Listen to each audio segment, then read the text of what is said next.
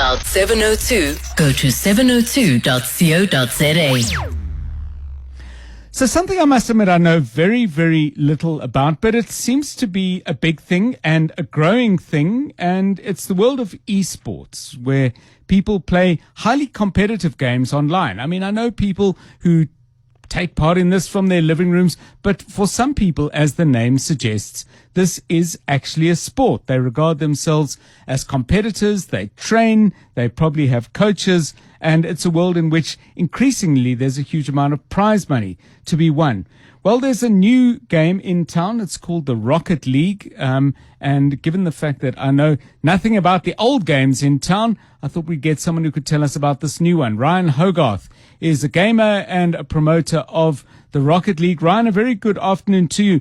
Before we talk specifically about Rocket League, what is the distinction between people who say, I'm mad keen on e-games, and people for whom it's become something more than that? What's the difference between those two?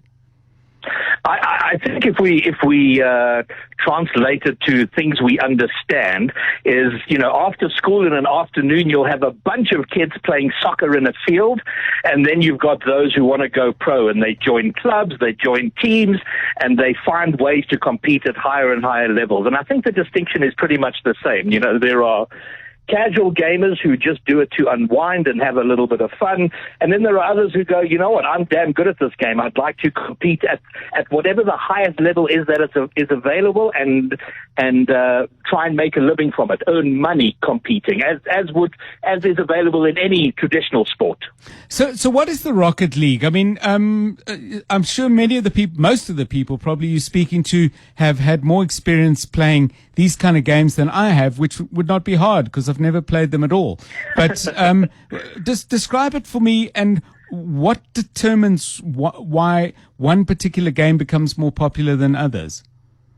I think what determines one popularity of one title over another is just how well it engages and how well it builds a community and how well the game itself plays. And most people, if you talk about video games, may think of something like first-person shooters, where you're sort of in a war-type setting and you're competing against other players and you're trying to.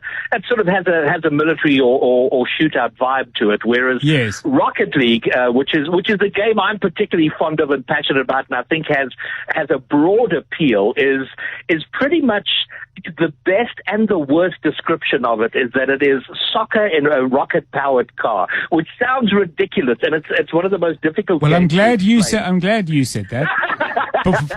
Before I thought it. No, absolutely. It sounds ridiculous. Yes, but yes. It has great appeal. Because it's very easy to understand. I mean, if you watch a game of Rocket League, it'll probably take you, 5 or 6 minutes to figure out what's going on. It's very simple. There's a blue team, an orange team, and they're trying to score in opposing nets. And there's three cars per side who are playing.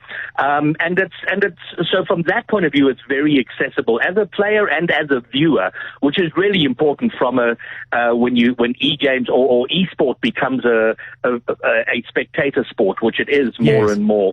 And then also it's a completely non-violent game. I mean, it's rated E for everybody. It really is sort of open and doesn't have the usual concerns about things that go on in a video game. So from that point of view, I think there's a massive appeal for it. So Ryan, I mean, you guys sent us some background material, and you said that esports in some schools is being offered as an extracurricular activity. How does that work? I mean, are we starting to get into school competition in not necessarily Rocket League, but equivalents in South Africa? Or is it still very much, the chess players in room 1, esports people in room 4? Well, listen, there are now inter-school championships. VS Gaming, which is sponsored by Telkom, has a high school league for a shooter game called Counter-Strike, and then also for Rocket League. So you have schools around the country competing with each other and through a league system throughout the year, and then they compete at a grand finals at Comic-Con in September. And more schools are offering it as like you would the soccer team or the cricket team. You can now join the Rocket League, and they have coaches who will sort of vet the players and, who's good enough to make the cut, and then they coach them.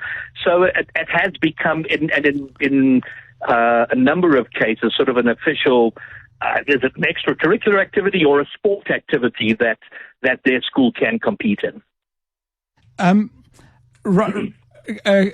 Ryan, can I be sort of grumpy, get off my lawn, old guy, and say this? I'm a great believer in sports that get you outside, because I believe that there are young people who are probably spending a lot of time indoors as well, maybe too long. And yeah, I suppose there's a part of me, if I had to stand at fine leg getting sunburnt in a cricket team where I never batted or bowled, they can jolly well do it as well. But in all seriousness, I mean, do you accept there's a part of school life that will be missed if esports is all they do? No, and it certainly shouldn't be all they do, and right. And it certainly can't be advocated that way. And in fact, in the competitive scene, which is becoming more and more professionalized, there are people who start to focus on a multitude of things. Like, obviously, you've got to be really good at the game if you're going to be on the team. But also, are you sleeping? Are you getting rest? Are you eating properly? Yes. Are you getting exercise? Are you going outside and touching the grass? So absolutely, from that point of view, I agree with it. In fact, the top Rocket League player in the country, and when I say he is the top player in the country, he's earning 200,000 or 300,000 rand a year playing this game. But at the same time, he plays water polo, he plays soccer, he plays hockey. He's incredibly active, and he's academically active as well. So there is room for all of these things. But it's a case of video games have gotten to the point where they are an endemic part of young culture now. And it's past the point of like trying to regulate time. It's like, okay, it's part of our society. How do we include it for the overall well-being of our children as they grow up, and for opportunities as, to go into esport or to compete. Let's hear from, I think it's Keenan calling from Benoni. Good afternoon. Yes, hi, good afternoon, John. So some of these esports are so mainstream in other countries, like, for example, in Korea, there's a game, it's a very old game, but it's called StarCraft.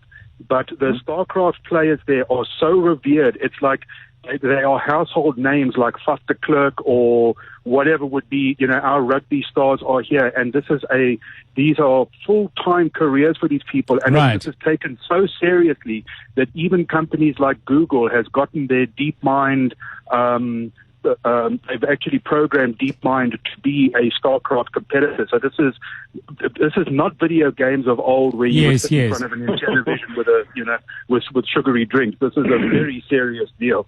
Thanks, Keenan, and thanks as well to Ryan Hogarth. Fascinating stuff. As I said, it is a world about which I know absolutely nothing, but I definitely know more now. Ryan is a gamer himself and promoter of Rocket League in South Africa. If it's part of your world, part of the world of the young people in your lives, give us a call. Tell us more. 011-883-0702. Clement Maniatella. Weekday morning.